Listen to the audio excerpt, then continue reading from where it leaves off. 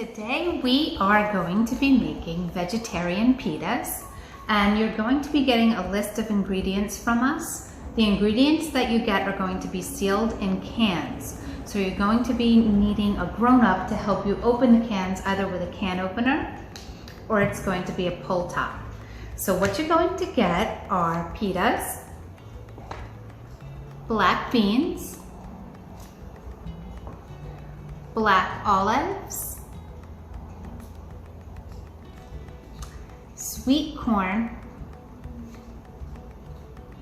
mild sauce. There's some onions in there and peppers, spices. You're going to be getting one of these peppers. These are sweet peppers. We have them in red, orange, and yellow. Tomatoes and carrots. So what you're going to need is a strainer or a colander. It doesn't have to look like this. A spoon and a knife. Now, what you can do with this is you could use a butter knife instead of a sharp knife. You don't necessarily need a really sharp knife to cut the things that we're cutting, but you do need a grown-up's help to help you with the knife. You also need a shredder, and you need a grown-up to help you with this as well. A measuring cup. It doesn't have to look like this one, but it does have to have the measurements on it. And like we said before, a can opener.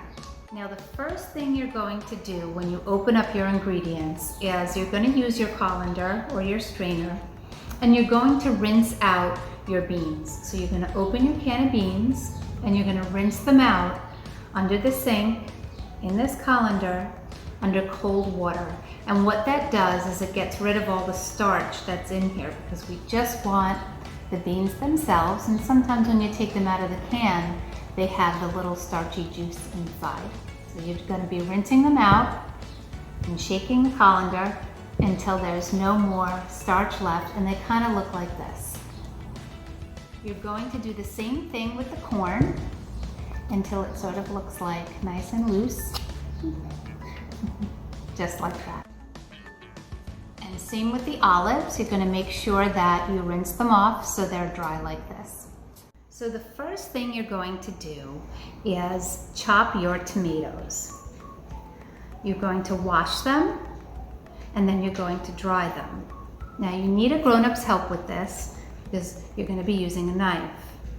I like to put the flat part of the tomato just like that, so it's more stable, doesn't roll around as much as you would putting it like this. And you're going to cut down the center of the tomato just like that. It splits into two halves. Then you're going to put those halves like this so the tomato stays stable. You're going to turn it this way and begin slicing. Have a grown-up help you with this because you don't want the knife getting too close to your fingers. This way it's nice. You get nice chunks of tomatoes, just like that. If you want to cut them smaller, you can, but with the little tomatoes, we like to cut them like this. This way the insides stay.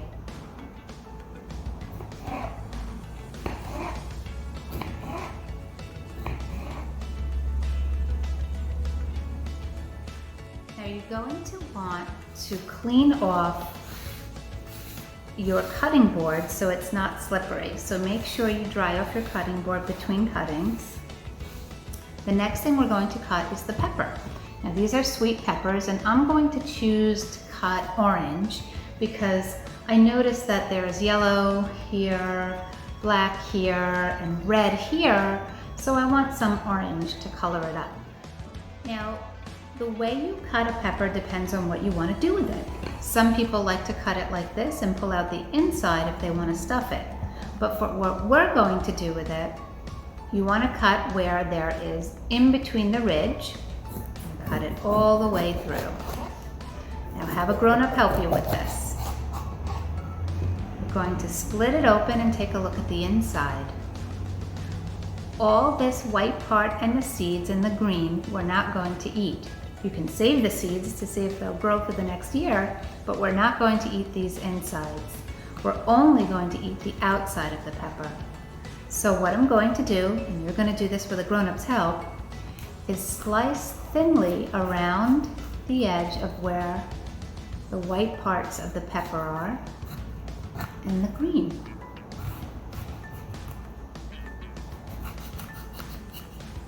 And you can do this with a butter knife because the peppers are very soft. And this is my favorite part. This is where the spoon comes in. You're gonna wanna, once you make the cut on here and over here as well, just like that, you can scrape it out with a spoon. You're going to want to rinse the pepper on the inside and out. You're always going to want to wash your vegetables first before you cut them. But you do want to rinse out all these little seeds, dry them and save them if you want to plant them next year. Once you have both sides of the pepper cut like this, you're going to put it down on the flat side so it doesn't move around. You're going to cut between the ridge again, just like that, and between the other one. If there's no ridge on the other one, some of the peppers don't have that, you can easily make it through. And there you go. Now what you're going to do is you're going to turn the peppers like this, slice off this. You could eat this part. You can chop it up really tiny if you want. And then you're going to begin slicing and chopping the pepper up into tiny little squares. Have a grown-up help you with this as well. And you can add it to the tomatoes. You do that for one whole pepper. So you're going to be cutting up 3 small tomatoes and 1 whole sweet pepper. Okay, once everything is cut up, it should look like this. If you want them in smaller bits, you can cut them up into smaller bits as well. But you're going to want to put all of your ingredients in one large bowl as you're cutting them up. It just makes it easier. Okay, once you have your ingredients in your large bowl, you're going to start mixing in the beans. So you want to measure 1 cup of beans. Now the can that we give you should measure up to 1 cup. You want to make sure it goes up to that 1 cup line, which is right there. It went a little over, but that's okay. You're going to mix your beans in.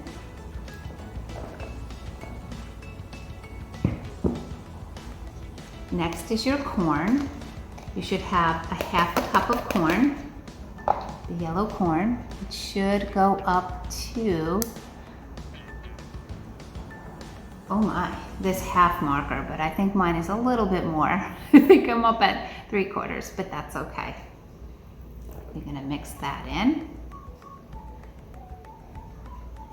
Your olives, you should be getting a small can of olives.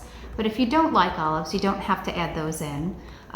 You're going to be getting about a 1/4 cup of olives. Actually, mine is measuring to a 1/2 cup, but that's okay. I'm going to only add a 1/4 cup because I find that olives kind of make it a little salty. You're mixing these things up, you're going to find that it's a beautiful rainbow of color. You have red, orange, yellow, black, just like that. The next thing you're going to do is add your mild sauce.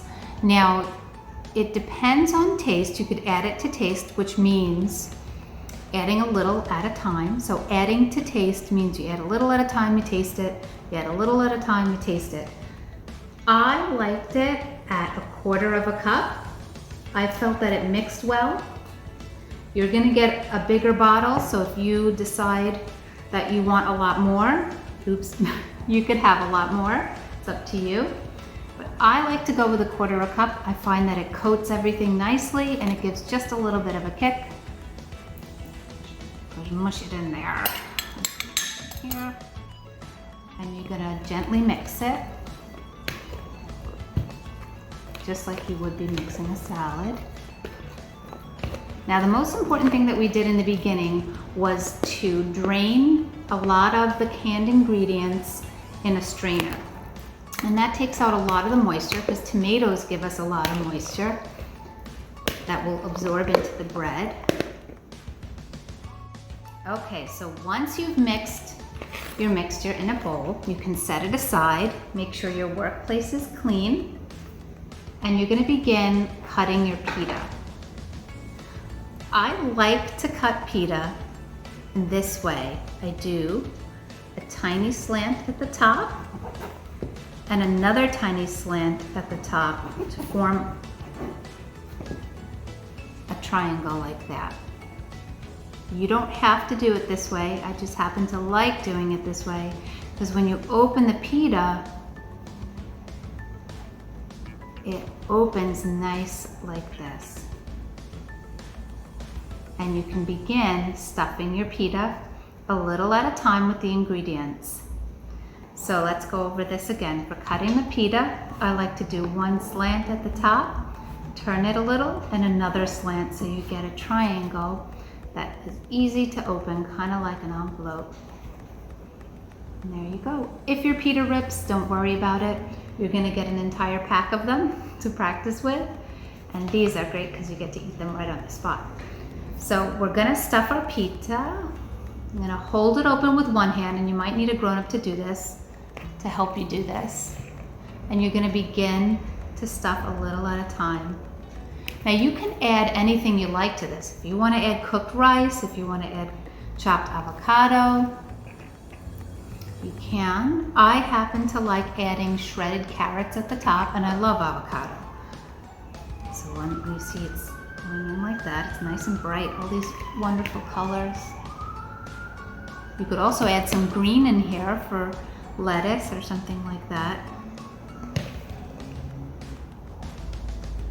Okay, so once you're about this full, you'll see, oops, one fell out. You can see that it has just enough to close slightly and it's not falling out, but that's quite a big sandwich. That's enough to eat. That's a full serving, and I'm dripping all over the place. So you're gonna wanna put it on its side, just like that when you go to what they call plate it, when you go to put it on a plate. And you can begin to, if you want to use what they call a garnish, you can take a separate container and you can make a garnish of shredded carrots. And it kind of looks like cheese, or you could use cheese. It's up to you. You're gonna wanna have a grown-up help you with this because these are sharp and you're going to be pushing down.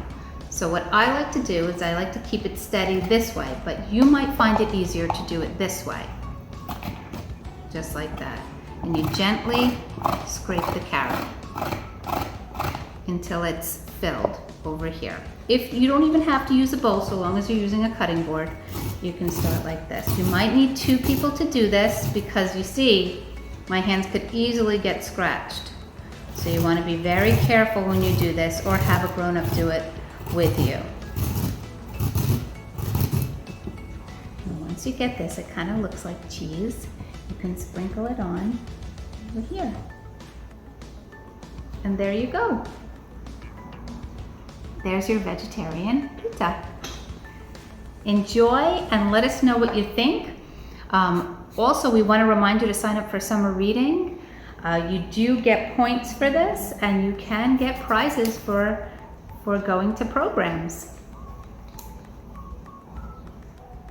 You could also toast this if you want to. It tastes good toasted.